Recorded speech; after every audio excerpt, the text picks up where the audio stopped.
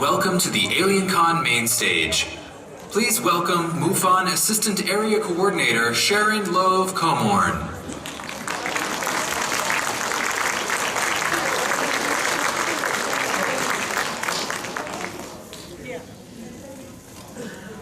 Thank you. And here are our, first of all, I want to bring on our guest speakers. Here's Jane Nelms.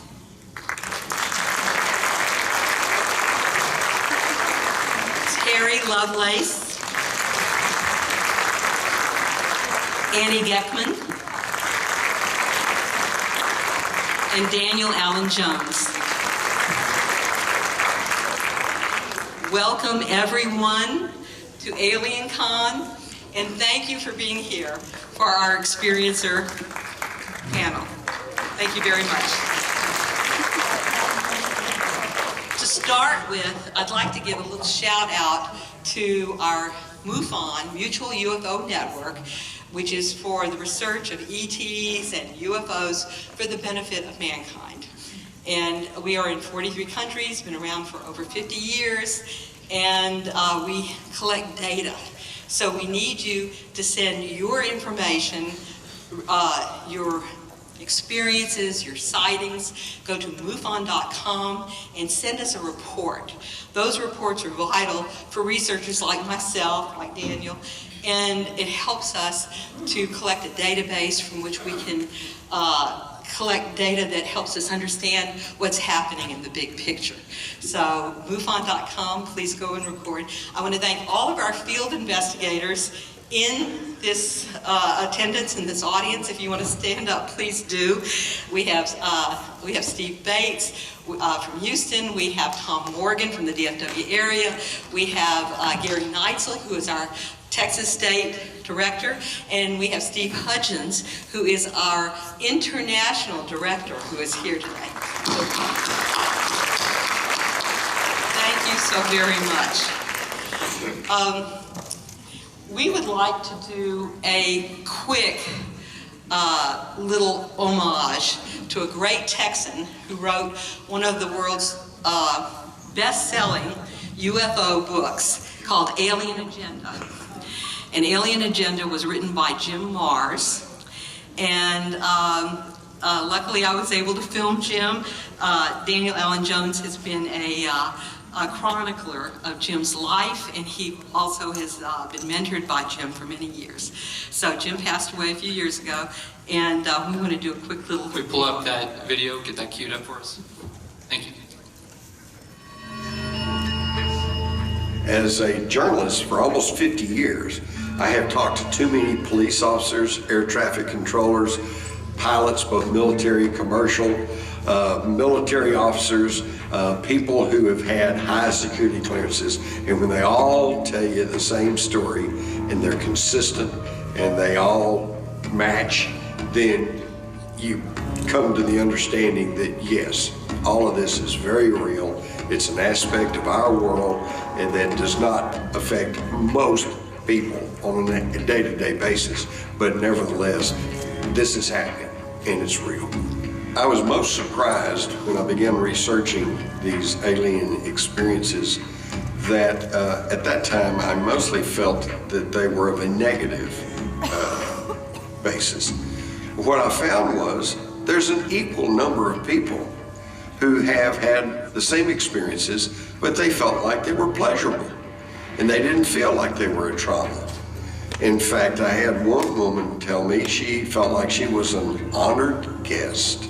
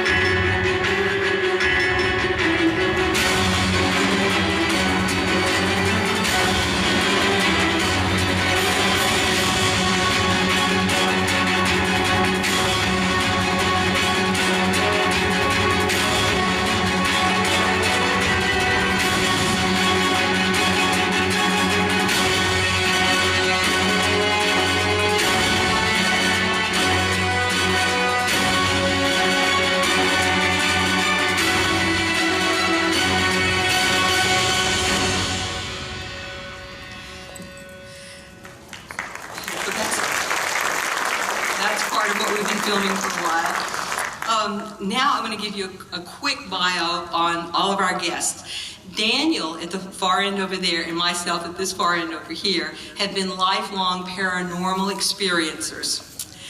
Our three guests in the middle are all lifelong experiencers of ETs, and they have had them in their lives since they were very young. And I consider these three of the most experienced experiencers I have ever come across. Let me give a quick bio, and then we'll let each one of them give us some of their story. First we have Jane Nelms, right here to my left. And James is a lifelong experiencer, originally from the UK. She has had world travels all her life. She is now living in the DFW area and has been living here for some years now. She is a licensed private investigator, and she is currently authoring a book about her life. We have Terry Lovelace. He's in the center here. Terry is a lifelong experiencer. He's a licensed attorney. He has a psychology degree. He's the former Assistant Attorney General for Vermont and for the Samoan Islands. We have Annie Geckman here. Annie is a lifelong experiencer with the MUFON ERT program. It's Experiencer Research Team. Experiencer Research Team. And Annie has been involved as a corporate consultant for the private aerospace and defense industry. And Daniel Allen Jones. Daniel is a lifelong paranormal experiencer. He is the producer and host of Vortex, which he will tell you a little bit about more also. So now I'm going to turn it over to Jane Nelms. Good afternoon, everybody. Thank you for coming. I've had a lot of experiences. I'm not going to have enough time to tell you very much, but I will tell you that the first time that I remembered was in Fort Worth, and the last times were in Carrollton, Texas, through the 80s and 90s. I managed to get photographs of the extraterrestrials in the area. They wanted me to take their picture for some reason, and I took it with a 400mm Nikon camera that I had got a couple of weeks before. I faced them, and they were all around the house that I was at, which was behind the house I was living in. They had already been hounding me for about 8 to 10 years where I was living there. I was harassed by the government, and I was harassed by the men in black. And I went through quite an ordeal during that time.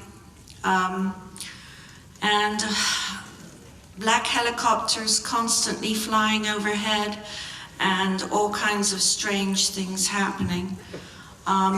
They allowed me to be able to predict other people's happenings and to be able to dream about stuff, and then that would happen the next day. Anyway, as I said, there's way too much to be able to explain everything, but after 30 years, it did get me through all of the bad stuff, and then eventually being able to accept it.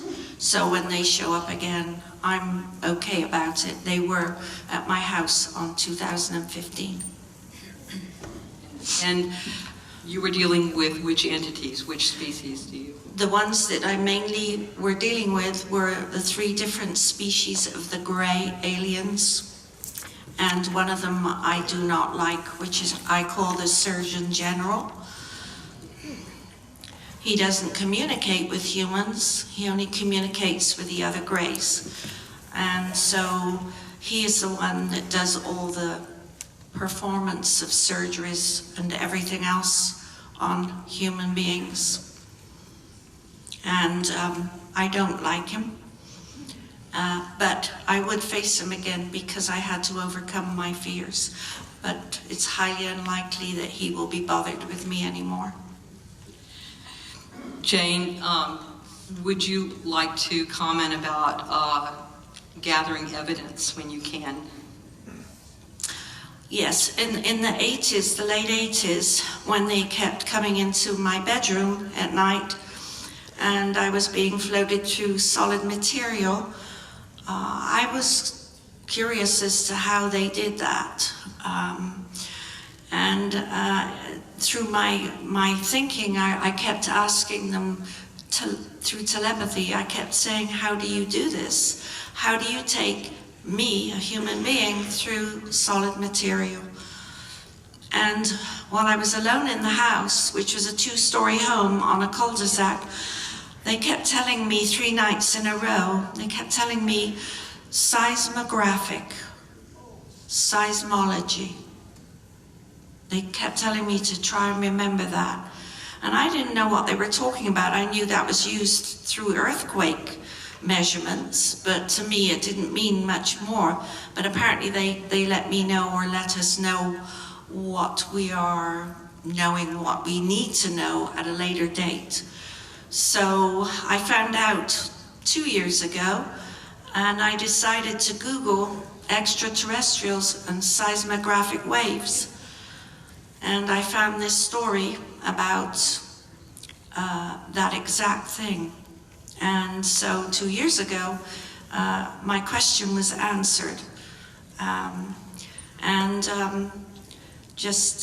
It was just amazing. But I can talk about it now, but I couldn't then. Thank you, Jane. Thank you so very much. And there's more. You'll be able to ask Jane some questions at the end. Now let's turn it over to Terry Lovelace, please. Thank you all for being here, sticking around. I've got some images I'd like to share with you first. This is me, and my first image. I'm going to kind of sail through this and kind of try to condense 6 minutes, 3 hours of information into 6 minutes, if I can do this. In 1977, when I was in the United States Air Force, a friend and I were remote camping in Devil's Den State Park in northwestern Arkansas. And we were abducted. We were camping on a piece of high ground in a remote area, not at a campsite. And this is not a photograph, I wish I had a photograph. This is a drawing that I made. Actually, this is from a drawing I made the next day, back in 1977. The thing that we saw was a city block long on each of the 3 sides of the triangle. And it was, my best estimate is 5 stories tall. It was literally like somebody had levitated a 5-story office building. It was absolutely immense. And I had experiences as a child that were mostly good. From age 4 and 5, I saw flying saucers when I was age 8 in my backyard, and again when I was 11. And those were pretty benign incidents, at least what I've been able to remember. The experience I had in 1977 was not benign. We were treated very, very roughly. We were burned. I suffered arc welder's burns to my eyes and was hospitalized with acute dehydration for 3 days. And it was the most terrifying experience of my life. And there was nothing benevolent about these beings. You know, I guess, you know, you could say they were benevolent in the fact that they could have probably dispatched us, killed us at any moment, and they chose not to for whatever reason. And that was a seminal event in my life. I tend to measure my life experiences pre-1977 and post-1977. In 1987, I was taking a motorcycle ride. Found myself on a gravel road and got home 2 hours late. I have 2 hours of missing time and a very upset wife. If I can move along to the next slide. In 2012, I went to the emergency room at the VA where I get all my medical care. And I had an x-ray of my leg, and they found these objects in the lower part of my leg, my calf muscle, that are the density of bone. And the radiologist there said, well, you know, I don't normally see bone tissue sprout in the middle of a muscle. What was more interesting was what they found above my knee, which is the next slide. This is buried about 2 inches deep in my thigh, and it has 2 wires attached, as you can see, and a solid block structure to it. I have some books with me if anyone's interested after the shameless plug, after the talk here. The x-rays in 2012 really triggered me to speak and come open and be open about this, because I retired, to come forward while I was employed in the legal community would have been the end of my career. So now that I'm retired, I want to come out with this and tell the full story, tell the truth, and let people know that, hey, this stuff is real. If we can move along. This is what was found after. It's too long to go into, but I have 2 other small tiny wires in my leg, parallel with my femur. And then I have a UFO, I think. No, that's a helicopter. You know, this sounds cliche, but when you hear people talk about black helicopters, believe them. I have 167 photographs of helicopters taken over my house in Garland, Texas, over a 9-month period. If you look at the Dallas Morning News on March 29th, 2019, there's an article captioned, "Why are there so many military helicopters over Dallas?" But in the first paragraph it says, "Why are there so many military helicopters over Garland?" I know, they were over my house. This has a strange light anomaly to it. I've had this looked at by a former Apache helicopter pilot whose wife is a helicopter instructor. This light anomaly is strange and unexplainable. But all of these helicopters were unmarked. I looked up federal law, I contacted the FAA, they said, hey, if they're not marked, they don't fall under a jurisdiction. Can't help you. And my last photograph I want to share with you is, now this is hard to see. And it looks a lot better on my cell phone. But I've had these things, most of the images that I've captured of these have been a blur. And because they fly so fast. But they flew past my house on a regular basis for about 9 months. And I have loads of pictures of them. If you look at this closely, on top, it's hard to see, but on top there's a reflective metal surface, and underneath it's jet black. I'll close with, UFOs are real. If you see something, you're not crazy. If you've had an experience, don't dismiss it. Give it some thought. Thank you. Thank you, Terry. Shall we turn it over to Annie Geckman for a bit? And this is Terry's book. It's on Amazon.com, and believe me, it's beautifully written, and you will get a full experience of what he has been going through. Thank you for that. Yeah, absolutely. Annie Geckman. Yeah. Thank you. So childhood memories with me, my first 2 years were anomalous to me. I don't know what went on. But at the age of 3 years old, I began to realize there was something different, because my mother kept taking me to what she referred to as a special play day with other children like me. Well, she didn't really know, to her like me was 3 years old. This went on for my 3, 4, and 5th year of life, and it turned out that I found out it was a special play day, but they were other children like me who had been abducted and whatever took place, and we were being taken to the ship, as it turned out, for education.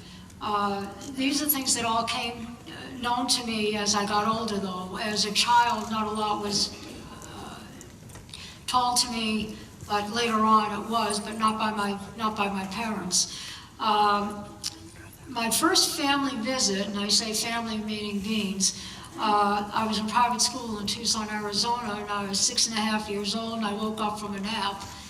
And this is when the reality occurred to me, because I woke up from this nap and there were 3 beings at the end of my bed.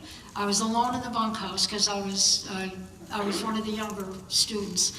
And they introduced themselves to me and they said, we've been with you your whole life and we will be with you the rest of your life. And they have been. They watch over me, they have educated me. I get taken to the ship periodically. This year, no, last year 5 times. But my experiences are all positive. If I had any negative experiences, I honestly do not recall them. I only remember the positives. And I'm sure that's probably for a reason. So that was my first family visit.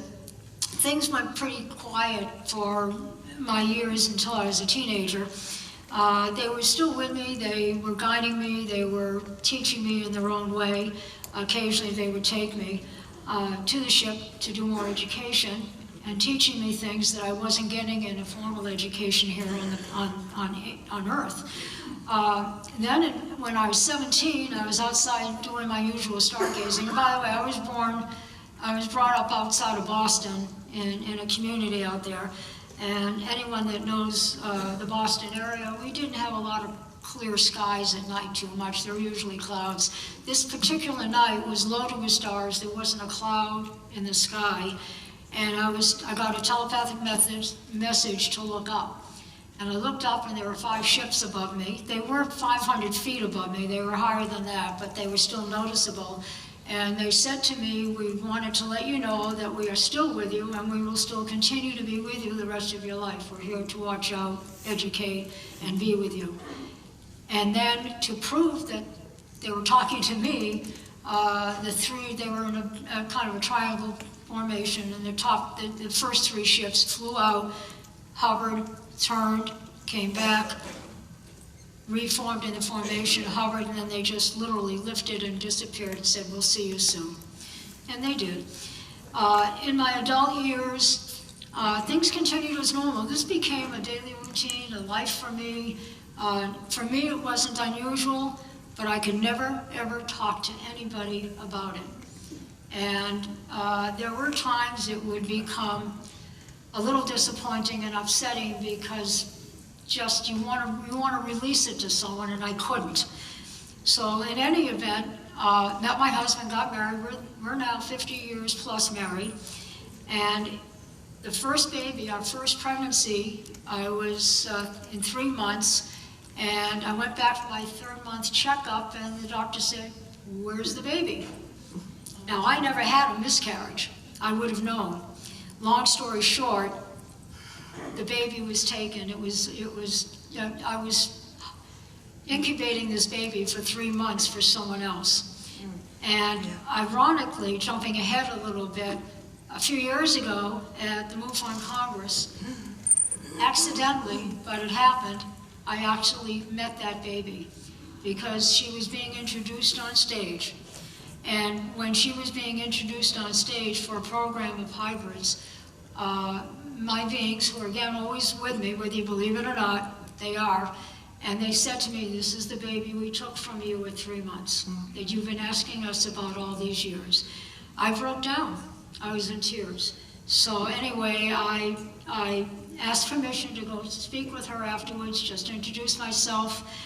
They advised me to be careful, which I was, and introduced myself, spoke to her. I said, just wanted you to know the story briefly, and I'm not here for anything. And I thanked her for her time, and I left, and I said, you'll never hear from me again. And she hasn't. Meanwhile, other little experiences, one is pretty funny in the long, when you stop to think about it. I like to fly. I eventually did get my license, but in the meanwhile, in that process, my being family knows I like to fly, so they took me up to the ship one night, and I landed up what I'm calling the cockpit of the ship. And I said, oh, to myself, thinking, oh good, I'm here to fly. And I raced up to the control panel. Of course, it's a flat panel, it's all energy controlled. And they stopped me in my tracks. I said, what are you doing? They said, you can't fly the ship. And I said, no, I want to fly. I said, what'd you bring me here for? He said, well, we just, brought you here just to let you see things.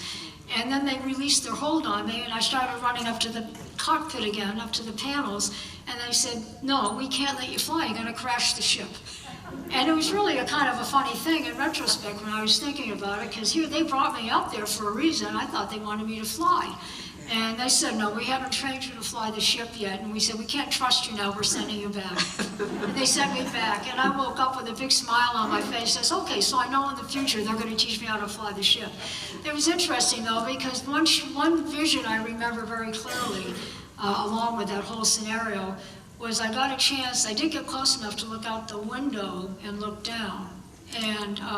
And I saw planet Earth, and it was the most incredible vision I think I could ever have the rest of my life.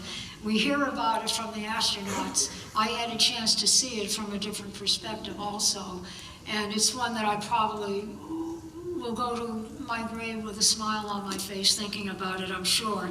I'm in ongoing communication with them. They're with me all the time. I am with the ERT.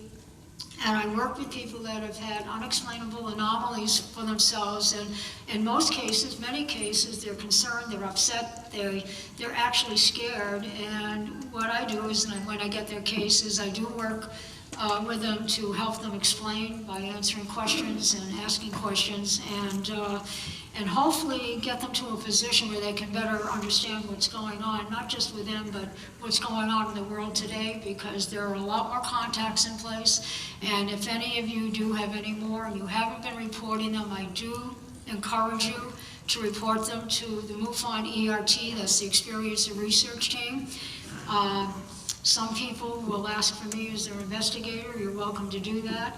I've been doing this independently now for several years, and now I also do it for the ERT.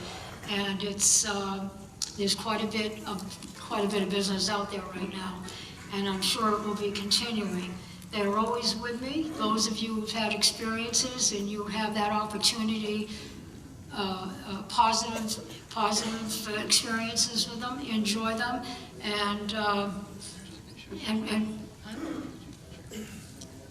oh, is the picture behind? I don't know what's, yeah, okay, thank you. So in any event, please report. If you can't report, we can't investigate and research. And it's very important that we do that so we have a record of everything that is going on. And after the meeting, if there's anyone that wants to talk personally, I'm more than welcome to do so. Thank you. Thank you, Annie. I would just like to express also that we have a variety of ETs communication represented here. Jane, in terms of the different types of grays, were there any other types that you were specifically communicating with at any point? No, it was 3 different types of grays, and I call the smaller ones the worker ants. They're the ones that took me.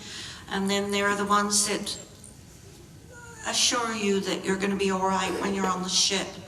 And the Surgeon General is doing his thing. And I too, like Annie, was 4.5 months pregnant, and everything was fine, and the baby was taken. No, nothing there at all. Completely gone. It was a nightmare. Thank you, Jane. It's hard to express that to anyone, but we have some kindred souls here, so I think we're understanding of that. Terry, in terms of the ETs that you have recall on, how would you categorize them? Well, I would, they fall into both categories as benevolent and malevolent. Okay. Any particular way I was treated. You know, my opinion of them has softened somewhat over 40 years from 1977. Again, they could have killed me had they wanted to. But I am familiar with the Greys, and I have seen them. I remember distinctly as a petite, to me she looked Asian woman. That as a child I called Sue. As an adult, when they used to take me, I renamed her Betty because she wore a wig and looked like Betty Rubble. I know that sounds crazy, but that's true. You know, we're going to tell you so many just outrageous things and ask that you believe them. But you know, we're 5 honest people here, and we're sharing our life experience with you. And I tell you that everything that I tell you is absolutely true. The Surgeon General I never met, I named him Dr. Bug because he was a giant insectoid type thing that did something to my lower back that gave me early onset of arthritic lower back. But yeah, it was an insectoid type thing Grays and insectoids represented here. in 1977, yes. Phenomenal. Thank you, Terry. And Annie, your particular spirit family. I'm probably one of the few that you'll talk to that don't have experiences with the Greys, specifically minor Arcturian. They are part of my family, and it's been a fascinating experience, what I have gone through with them. And you can look up Arcturian on the internet. They're a very advanced civilization, intellectually and technologically and scientifically in the universe. So I feel very blessed that they have been with me for my life. I do not have any recollection of having any experience or interaction with Greys, however. So that's why I say I'm probably one of the few that's able to say that. Annie, also, with your Arcturians and with the research I've done, they seem to be on a much higher level of ET. Would you say that your consulting with the aerospace and defense industry had anything to do with the education you received from them? Most likely, yes, because educationally, I didn't go into the sciences, physics, or anything else, and yet I have an innate understanding about it when I hear them. I've gone to astrophysics lectures and astrobiological lectures and things that I did not really get involved in, and yet it's as if I've been involved in my entire life. There's just an understanding I can't express because I didn't get it from any formal education. So I think, I was given the ability to understand and recognize a lot of things that go on in this world, and I feel fortunate.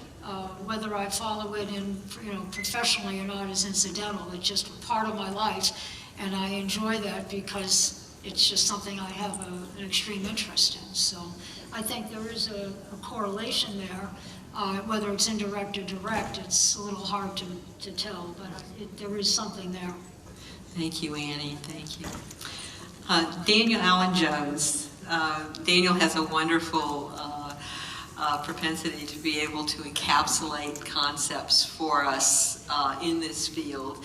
And Daniel, tell us about yourself and Vortex, please. Sure, I'll be succinct because I know we're looking forward to hearing all of your questions. So from the time I was a child, I had some interesting experiences that at the time I didn't think much of. It just seemed like maybe some ordinary things, but after a number of years and then probably since the last decade, I started to look back and made me really question and become curious as to what was actually going on, how it affected my life, and had maybe been going on with many other people around me. And so what I found is intelligence is not limited to simply external sources, such as possibly an entity from another planet, but maybe, let's say, the planet itself or a star itself, or different things that can actually show us that there are many ways that intelligence can take form beyond something like me sitting here talking with you or all of our panelists here. Another part to that I should say is that it's often, we had some asked about this on the panel yesterday, but it was addressed to another panelist. But I would say that because of some experiences I've had with shamanic journeys and using things like ayahuasca and DMT, and for anyone who's got any questions or discrepancies on that, I'd be glad to address it. But this is most assuredly something that many cultures, many ancient civilizations have been heavily working with in a way that addresses these forms of intelligence in a way that is not looked upon as demonic or alien, but as an integral part of ourself, and connecting with us internally helps connect with the greater aspect of our consciousness. And I think this touches upon what we're dealing with these interstellar beings, and what we're really learning from them is more about us rather than it is about them. And so you have all these different aspects of the possible types of aliens and the experiences thereof, but also their involvement with humans and the possible hybridization going on between all these things. And in the culmination of my work, I've documented a number of different encounters, experiences, and different figures who have come forward, such as Terry and others who have actually stayed off record for a number of years. And it's really incredible because without people doing this, we wouldn't have a way of knowing. So I'll just share that I have a platform that I share my media on called The Vortex, and we're really glad to be able to connect with you on a number of different topics, not just aliens, not just UFOs, but many different mysterious subjects. So I'm also fascinated by encounters of strange creatures, which we call cryptozoology, and other interesting areas like metaphysics, like I said before, consciousness, and how this all affects our understanding of our reality, ourselves, each other, and where it takes us in our future when we interact in these ways with intelligence. And whether you perceive it as a being in front of you, you receive it telepathically, through some kind of clairvoyance, clairsentience, whatever it is to you, it's something that, like Terry said, many others here, don't be dismissive of it. And if anything, find someone you can share with, because that's the hardest thing I think we all have a problem with, is being able to not be ridiculed for otherwise something that can traumatize and change your life forever. So you can, and I'm also glad that we have this event here in Dallas because this is where I'm from. So we have a few different groups, Texas Cryptozoology Network, where we focus on different strange encounters of creatures and animals, but also the Texas UFO Network for sightings, reports of non-human intelligences, aliens, extraterrestrial studies, things like that. So I encourage you guys to get involved with your local communities and see how you can continue the discussion, find ways to help encourage others and spread awareness. So that being said, just wanted to make sure that we can all know that this is a safe place for us to share and to be able to get connected with. So if you have any stories and experiences that you'd like to be able to tell us, find us after the panel, because we'd really be glad to engage with you and connect on a personal basis, because this is all we're here for. And I just want to end by showing a raise of hands how many people have actually had either a mysterious sighting or strange experience that they can't explain, or something that they're looking to find out more that they feel like has meaning in their life. Yes. Great. Yeah. It's a worldwide experience in every country in the world, and I think we have an intellectual groundswell happening these days of intellectual curiosity about what's happening in our lives, and other friends of ours too. And that's why we have AlienCon. Thank goodness. I'm going to go ahead and open up. We have a microphone over here, and anyone who would like to, please come and stand before our microphones and give us your questions. Now, we know that we have many experiencers here, and you have your life stories, and we would ask you not to give us your life stories now. You can refer to a couple of experiences maybe you've had, but just give us questions, because we have a rich group of experiencers here who would gladly answer your questions, and this is a very special moment, please. So if you would kindly come up to the microphone and let us know who you are, or if you want to, and your question, please. My name is David.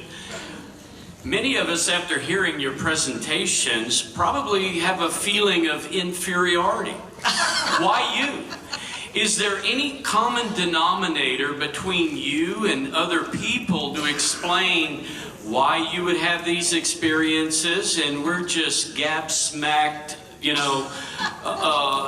taken back to hear these first-hand experiences, and we're being left out? I'd like to address that, if I may. I don't know why, but I do know a couple things. I haven't been able to find a lot of commonalities, and I've looked for them among other people who shared with me. I think that, forgive me.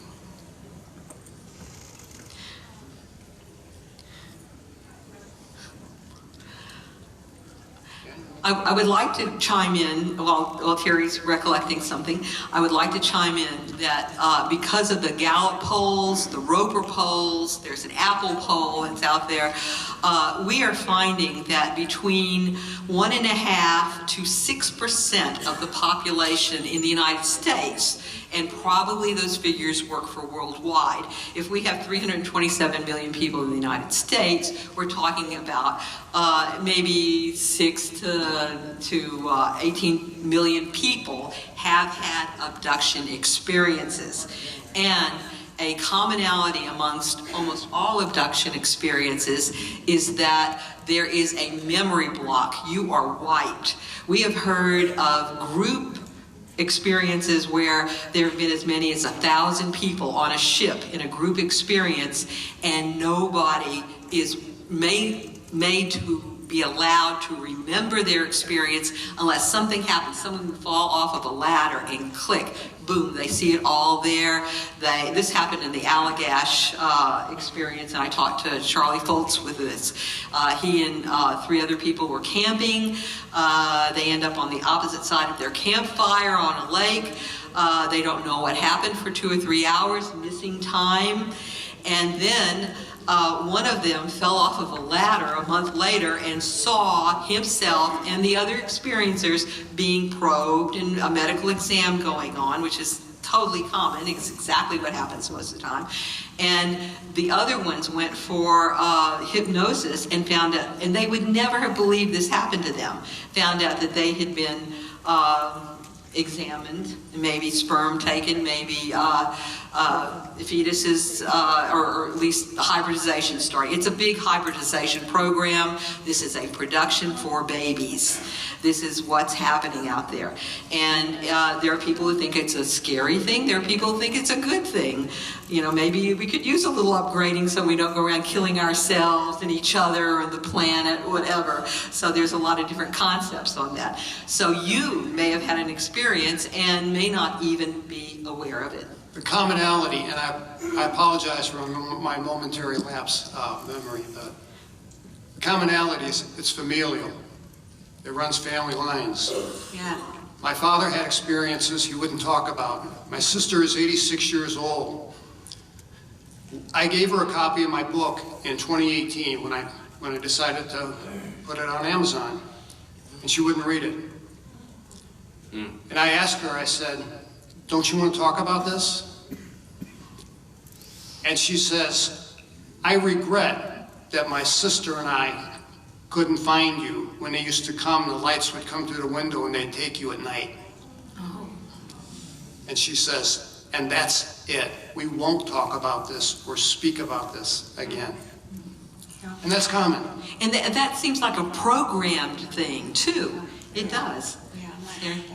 Well, Sharon, you mentioned the memory block. Yes. And when people share their experiences after the fact like that are purely anecdotal, it raised the skeptic, in us. But 2 of you here have had tangible experiences. Jane, you mentioned the aliens wanted you to take pictures. I'm waiting with bated breath to see those. And Terry, you showed us these images of implants. Knowing that you have these in your body, have you had them examined by experts to determine what the nature of them are? Are they extraterritorial? Have they been examined, and what are those results? Yes, let me address that because that's a really good issue and I'm glad you brought it up. The objects in my leg, the first thing I did when I saw the x-rays, I should preface this with, I was a runner for 40 years, and there was a spot on my leg just above and lateral to my knee that would go completely numb. A spot about the size of a $50. And I mean, I could take a pin and define the edges of it. And for 40 years, when I would hit the 2-mile mark in my run, that spot on my leg went numb every single time. And I saw these x-rays in the emergency room, and I realized that they lay directly underneath that, what I refer to as my numb spot. The thing that looks like a transistor was removed, but not by medical doctors. The first thing that I did was try to seek medical care to get these things removed, because my first thought was, I want them out of my body, period. I had a heart attack in 2005, and unfortunately, and if there's any medical people here, you might want to chime in, the surgeons were very excited about removing these things and seeing what they are, and I insisted that we have a chain of custody to observe. But I needed a cardiac clearance letter because of my heart disease and because these things were seen as benign It's like a piece of shrapnel in your body from a war wound. They won't remove it. If it's laying there, if it's benign, let it lie. They won't remove it without a cardiac clearance letter. And I couldn't get a cardiologist. And I talked to 5, 3 in the VA and 2 in the private sector, and none would give me a VA cardiac clearance letter because the risk of the surgery was greater than the benefit of removing what they saw as benign objects. So that's the explanation. Yeah, and also in answer to your question about the photographs, I believe that they were shown earlier that I took in Carrollton. This here is of the gray in a fetal position going through the solid material, and the hands and everything come out like an x-ray. I took 3 pictures, and they were right in front of me when I took them. And they were, as I said, in a fetal position. There's at least 2 or 3 of them in these pictures. I did a drawing, I'm an artist, but I did a drawing there of the one tumbling through the window. They have to be in a fetal position to go through solid material. When they take you through solid material, they take you in a fetal position. You just don't go straight through.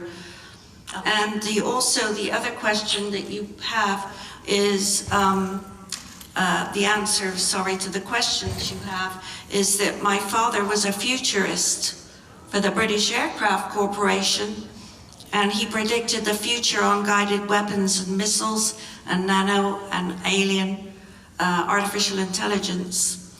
It was handed down through my family. He was given all the knowledge, and the Queen Elizabeth awarded him and knighted him at Buckingham Palace in 1976.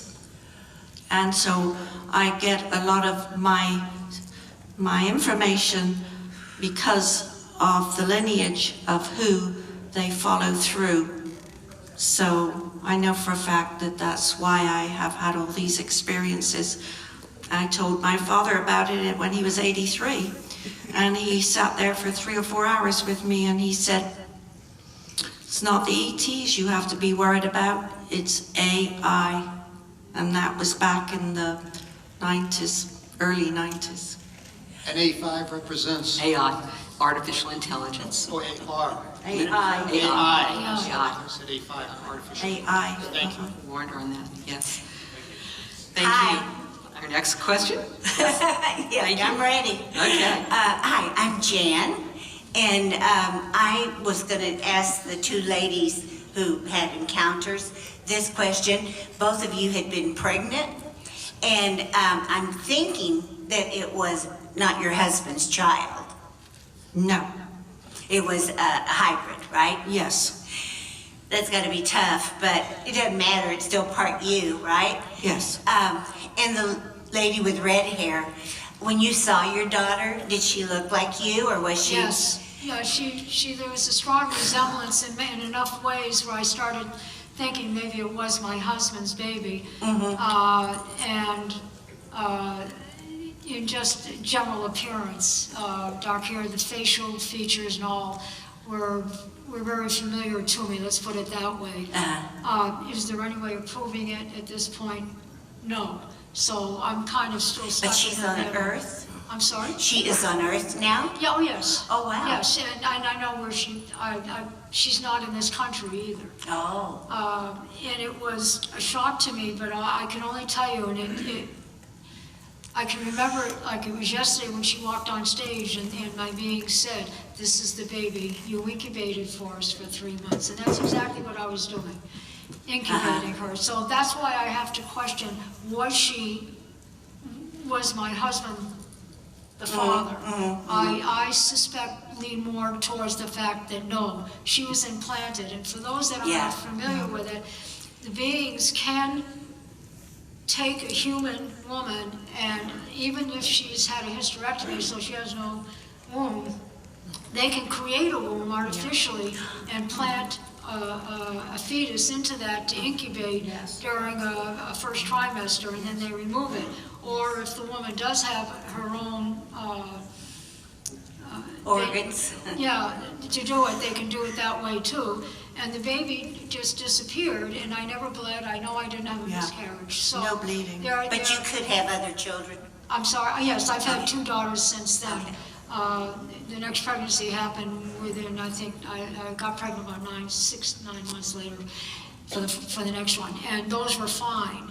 I knew about me, so when the doctor was saying, I don't understand how you didn't have a pregnancy, you didn't believe, you had a pregnancy because I had verification of a baby, but you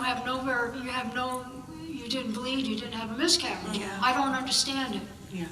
Well, I knew that there was no way I could say anything to him. Right.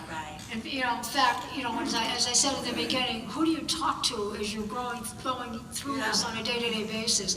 My husband and I are now approaching our 51st anniversary. He didn't know a thing about me, not even as being an experiencer, until 7 years ago. Oh, wow. And we left a MUFON meeting, and there had been a speaker there as an experiencer. I don't recall who or exactly what. And on the way home, I said to him, I think I need to give you some information about me. And I told him about my being an experiencer my whole life. That's all I said to him. Then 3 years ago, I told him the rest of my story. And by then, though, he's comfortable with it. He's in the aerospace industry. And so in any event, he was comfortable with knowing more about me. But I told him the rest of my story, so now he understood how I do this, this, and that. How do I read minds? How do I do this? How do I do that? Yeah. How do I know things in the future? All these things that he couldn't figure out. Now he understands this. So now when he says to me, how do you do that? I said, why do you still ask? And he says, oh, that's right. I forget. Yeah. So in any event. I know other people have questions, Sure. and I'm going to start to walk after I ask this. But do you feel that these aliens are here for good or for bad? I've heard sometimes that people think we're going to be replaced. They're making these hybrids. Are you asking me? Yes, that Whatever is was. right. My feeling is they're here to protect us. They're also here to protect the planet, and that's what they're telling me. Yeah. They've got concerns about us as a human race. They're concerned we're going to bring some of our nuclear warfare out into space, and that's a no-no. They will not allow that to happen. Yeah. But they're also here to protect us and help us protect this planet. We have a lot of very natural, very, very valuable resources on this planet. I'm sure most of you know that. And they want to make sure that we, as a race, don't destroy those or destroy ourselves. So they're with us, and they'll be with us. Some of them walk around us. You wouldn't even know what they look. You wouldn't even know they're any different. So there are so many races out there, and some of them integrate, some of them don't. So yes, but the ones that I've engaged with, particularly the Arcturians, they're all benevolent from my perspective. That doesn't mean they all are. And I work with people who are dealing with more malevolence. So, you have to be aware that there's good and bad in every race that exists out there. But they are here pretty much to stay, from what I'm aware of and what I'm told. I'd like to chime in a little bit here with a conversation that Terry and I had. And I had read in Jim Marr's book, Alien Agenda, and he had surmised that there was, we look at, the good stories, the bad stories, the experiences people are having, and he surmised that there were maybe 10 to 15% of the known alien population that we are aware of that may be malevolent. And I mentioned that to Terry, and Terry, you want to tell me what you told me about the criminal justice system? Yes. In my years as a prosecuting attorney, I saw about a population of about 15% that were hardcore criminal. So it's about the same ratio, 15% bad. As below is as above, obviously. Label anyone as bad, but 15% Yeah. involved in the criminal justice system in one way or another. So it seems we have percentages that we may be aware of working with planetary-wise, and maybe that's what we're going to be working with interplanetary-wise, or are working with interplanetary-wise. But I think it's a comfortable figure if we are familiar with, one bad person can do a lot of trouble, but it's something that we are at least familiar with those types of percentages. 15% are bad, that means, what, 85% are good? Yeah. Or at least benign. I would concentrate on that. Next question. Excuse me. Hi, I'm Rob. I live in Plano, not too far from you, Terry. I hear helicopters over my house every day. I'm going to start taking pictures. I had an experience in 1973. I wasn't abducted or anything, but I saw something very close. And since then, anytime I talk about it, I get ridiculed. Terry, you said that you didn't come forward with your information because you feared retribution against you in your career. Anybody out here who's had an experience, and I'm sure the room is full of them, we're used to being made fun of and poked fun of, and they put little antlers up on our head. And, It takes courage. It really does. And Travis Walton, when he was abducted for 8 or 9 days, it was front page news while he was gone. Five, well, okay. Those 5 days, it was front page news while he was gone, but when he came back, he's on page 6 of the National Enquirer. Yes. And Annie, something told me to ask you this while I was sitting over here. Sure. Since now we're talking in front of people. Right. And there's TV shows, there's more information coming out. Are we being prepared for another arrival? That's a good question. I haven't been asked that one before, so congratulations, you're the first. Well, like I said, I just felt Compelled. just Now, when a few minutes when ago. you're referring to a arrival, you mean a major one that the whole planet's going to Yes. stop? Yeah. I don't see that. I'm not aware of that. They're here. They come and go. I'm it's sure a of matter that. of how much people want to really open up their minds to this. I'm not aware of that in the immediate future. Okay, will they tell me? I don't know. Will I know anyway? I don't know that right now. And if I were to know something like that, and I don't, so I'm not trying to say yes and no here, I would probably not be told, so I don't say anything, unless it were necessary or important to save lives and things like that. My purpose is to help people learn how to help themselves, because what I do know is, and I'll be as quick as I can, we are going to have to leave this planet sometime. This planet will no longer be inhabitable. How long in the road for this? We're talking well beyond our lifetimes, and probably 2 or 3 lifetimes beyond that. So I don't want anybody to jump up and say, oh, we got to pack up and get ready to leave this planet. That's not going to be the case right now. But eventually it will be, and it's not an overnight process. When it happens, we'll have already identified other habitable planets, and we will be able to relocate. We'll have the means to do so. They need people to be able to help coordinate and organize that. I've been selected as one of those people that will do that. But we're talking lifetimes away. So do I sit and worry about it? Absolutely not. Because I can't worry about my next life. I have a lot to worry about in this life. Can I turn your question around and ask, has anyone here had a gut feeling that something's about to happen?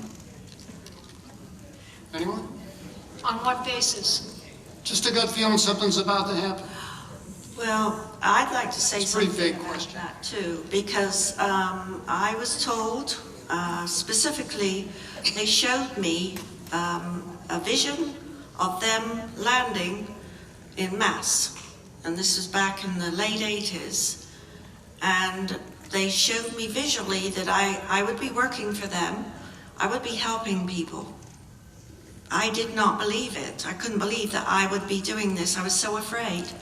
It took me 30 years to get over it, but they did tell me that I would be helping people, that I would be helping these people that had been abducted, that didn't know what was going on, and that is exactly what I have been doing.